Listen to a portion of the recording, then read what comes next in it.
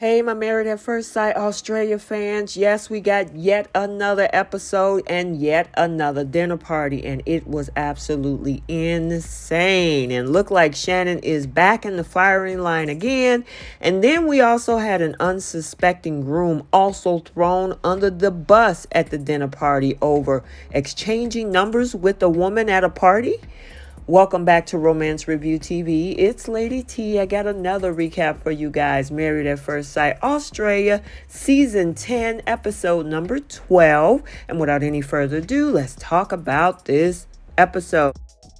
So we are at the end of Intimacy Week, which means all of our brides and our grooms are, I guess, possibly in need of food and drink, whether it's celebrating or whether it's just to numb the pain over the past week. Yeah, there's no other place than to do it at this week's dinner party. So it looked like a few of our couples have done a 180. First, Bronte and Harrison plan to walk into the dinner party hand in hand, as well as Claire and Jesse. His icks turn into likes, and then he also got into stones and crystals and sage. So yes, they are doing a 180, and they also prepare to go into their first dinner party together. And as Claire and Jesse was preparing for their first dinner party together, Claire reveals that there's been another shushing incident, but this time not with Jesse, because she said the other morning she was walking and saw Shannon and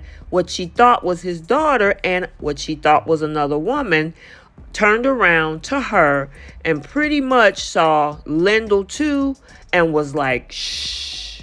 And we all know how Claire feel about being shushed. Which down the hallway brings us to Lyndall and Cam has made it crystal clear that he does not want to be pulled into the group drama over what Lyndall saw with Claire dealing with Shannon.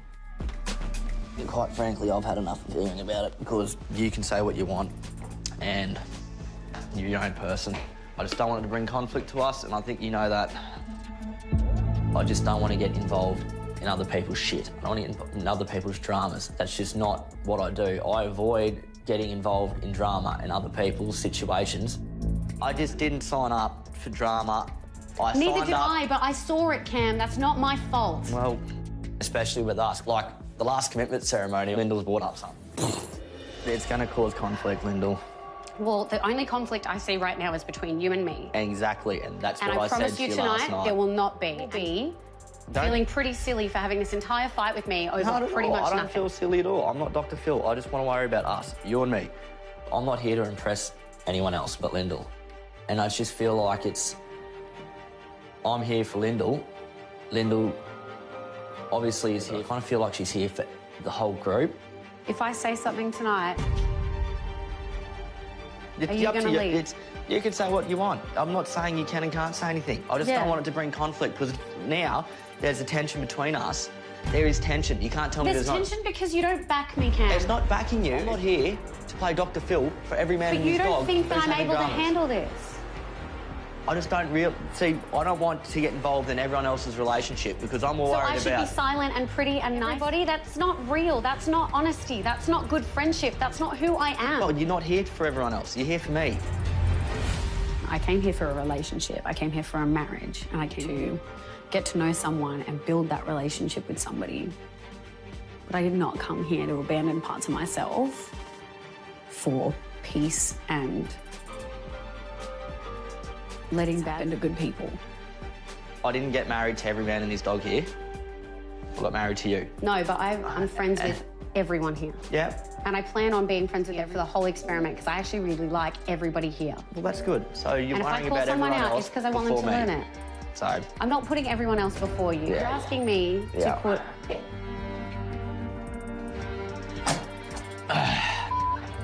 Start. This is odd start.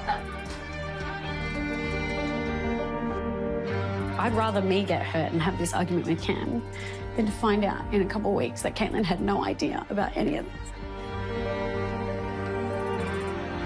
I wish that I wasn't like this.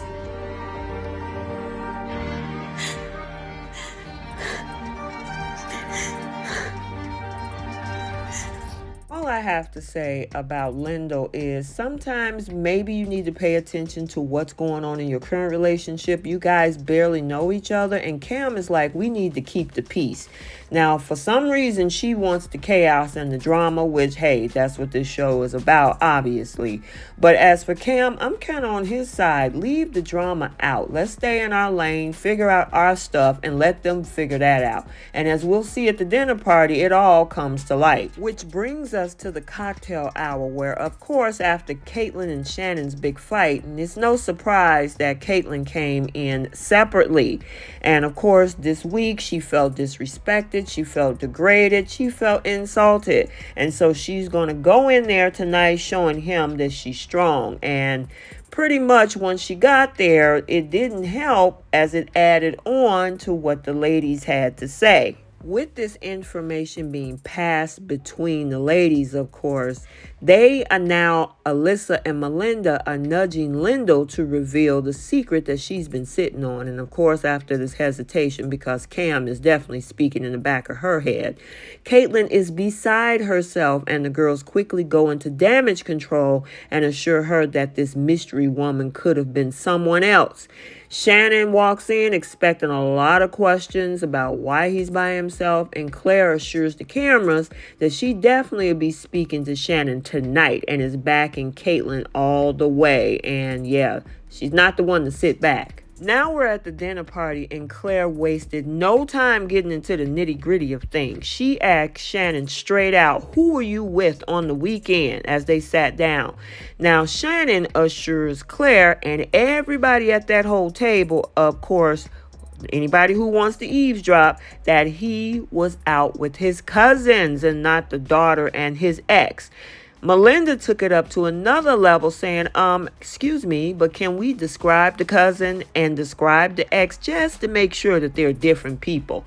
And so they described the little girl as being a 12-year-old. And of course, Shannon, confirmed that his daughter is only 4. So that was definitely different. And they were both redheads and not, of course, the ex and the daughter. And if you've seen pictures on my TikTok of the ex, is not the same person. And just like that, almost everyone is happy just to put this whole case of Shannon and his mystery woman to rest. However, there's something else brewing at the other end of the dinner table, and that's between Janelle and Adam. And it's not between the two of them having issues. They find themselves in the same situation that Lindo and Cam was a few hours ago, because Janelle is sitting on some information about one of the grooms, and while she wants to come clean with it with Adam, Adam was like, that's on her. Janelle obviously needed to get this off of her chest and wanted to talk to someone and confide to someone, so she chose one of her fellow brides. What's happening? I need advice. Okay.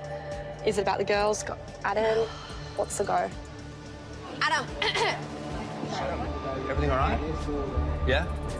So we've been dealt with information. Okay. And I don't know whether or not to share it. What's the information? And who's it about? My heart's beating so fast right now. It's not about you, don't worry. Okay. Why? I've overheard information. Basically, I heard... Oh. I'm sorry.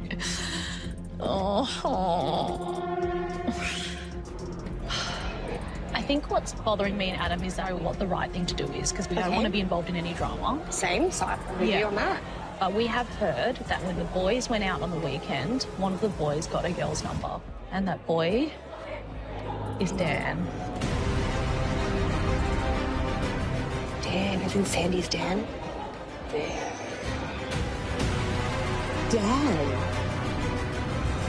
Dan? What? So now with Harrison onset of panic, it probably have something to do with the fact that it was actually him that got a girl's number, not Dan. However, he gives some form of an explanation of his story to the producers, and then try to do damage control with Janelle and the others. So we're at a bar. Some girls came up to Dan and I, and the comment one of the girls made was, you're hot, can I get your number? And I said, I can't give you my number, I'll take yours. Literally got it, deleted it as soon as she walked off. That's all that there is to the story. And I realise now that Janelle overheard me telling Adam about it. Janelle's taken it upon herself to start spreading it through the group. I personally don't see it as a big deal, which is why I didn't tell Bronte about it. You know, and I was just laughing it off with my mate. But, you know, I had never intended it overheard and then shared in the group setting. Otherwise, I wouldn't have told Adam.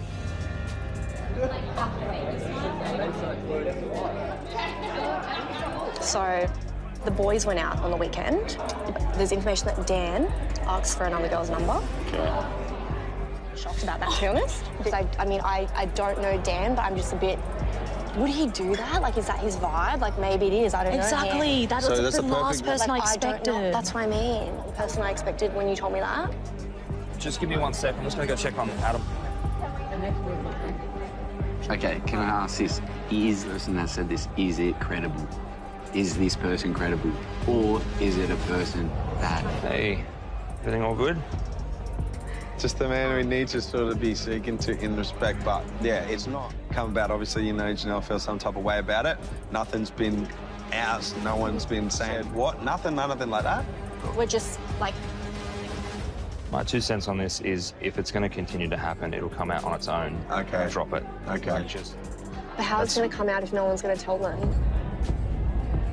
Someone's obviously... Yeah, because it's only going to fall out. back on one person here right now, and like that's... Yeah, why do you want to throw me under the bus? No, sorry, I didn't even know you were involved, to be honest. So. Yeah, I didn't tell him. Oh, no. Harrison's not now happy. got a problem. He's angry. Yeah. Well, he's drawn into it, isn't he? The only thing that You know, the only thing that I have mentioned is that I want to talk to Sandy. Sandy. That's it. Yeah. By some miracle, it seems that Janelle's heard that it was Dan got a phone, not me. I was dumbfounded. That's the thing. We don't know if it's true. Guys, I think just tonight, just leave it and just let me talk to him as well. Yeah, I should 100%. Amen, 100%. mate. Yeah, that is actually ideally better. Then that way it's not like a he said, she's... We're out of it then. Yeah. We're out of it. Yeah. in the clear. All right, so if I talk to him, it goes away? 100%. We're not saying anything, Ella. I'm not saying anything, period. Okay, all right, leave it with me. The last thing I need to bring to Bronte's attention is the fact that I got mentioned from a female at a bar while I was out with my mates. Have you got a sec? Have you got a sec? Yeah, bro, absolutely. I have to just let him take the hit on that.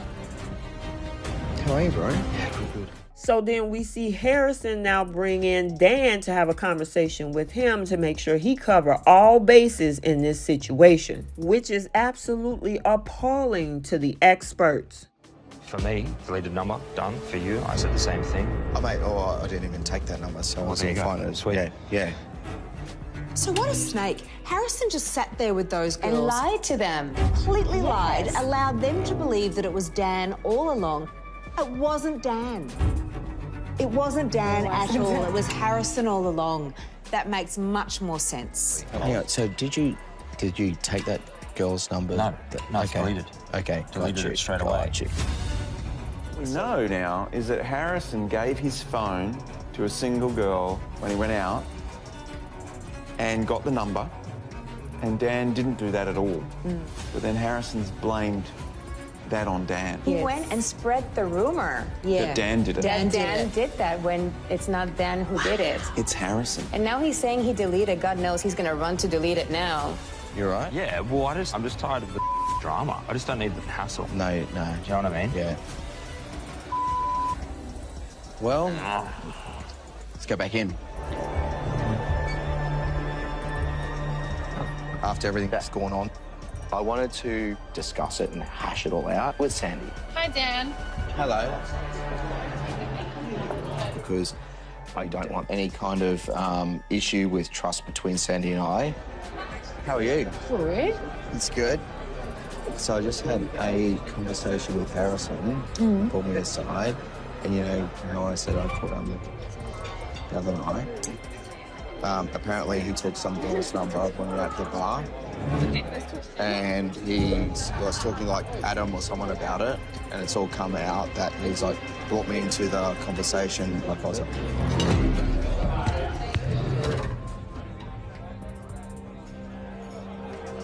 do I have something to be worried about or no? absolutely not. No, absolutely okay, not. No, but I'm just 100%. wondering, like, why are you telling me? Did you give your number to someone? Give your number. Why is he asking me? No, absolutely not. understand. Absolutely What? not. No, absolutely not. No, 100% not. Yeah. But Sandy went into, shut down mode. She got a little bit defensive, and, I definitely feel that Sandy's trust issues had escalated. So you're questioning me about it, and you have the right to question me. Of course I have the right to question you. Yeah. So what do you... You're saying that you didn't get a girl's number? Absolutely, I didn't get a girl's number. No, absolutely not. That would be stupid to do so. Not only stupid, but also not my intention or why I'm here. There's a seed of doubt that is planted in Sandy, and It's a shame, isn't it? It's a Because huge shame. this is They're doing Harrison's so well. handiwork here. Yes. It's not Dan. The reason I'm getting so hyper, like I'm getting so triggered right now is because I like you. I'm really into you. And then I'm hearing this shit. Of course I'm gonna react. What do you want me to do?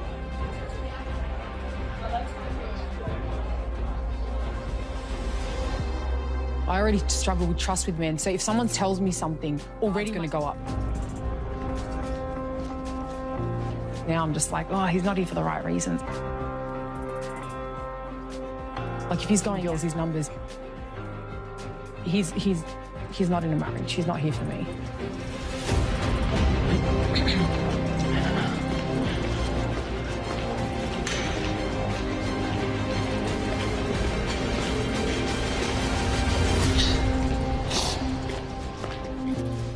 Now, of course, Dan brought this information back to Sandy, and with Sandy being on high alert from her past, she now had a seed of doubt in her mind in regards to everything Dan had said, and she walked out, which now pushes us to the conversation that Harrison had with Bronte now. And while Harrison was originally worried about coming clean to Bronte about the whole number fiasco, he now came clean to the group.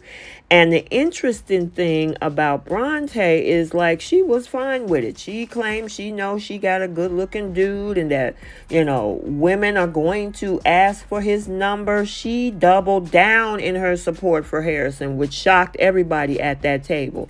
I mean, she said, look, I'm cool with it. I got matched with a good looking guy. It's done, and I don't want to hear about it again. So we all need to move on. Which, of course, shocked all of us, including the experts, because the Bronte we knew a couple of weeks ago would have been raving mad about this situation. But yeah, it was the total opposite. However, on Sunday, we have another commitment ceremony where we see the experts vow to hold everyone accountable. Okay, so let's get the conversation started down in the comment section. What did you think of Shannon's explanation about being with the redheaded cousins? And then, too, what about Harrison and Dan and that whole situation with the phone number fiasco and throwing Dan under the bus? Let me know your thoughts. So I hope you enjoyed this video. Make sure you like, comment, and subscribe, and stay tuned for other recaps on this channel. And until the next video, we'll see you soon. Bye.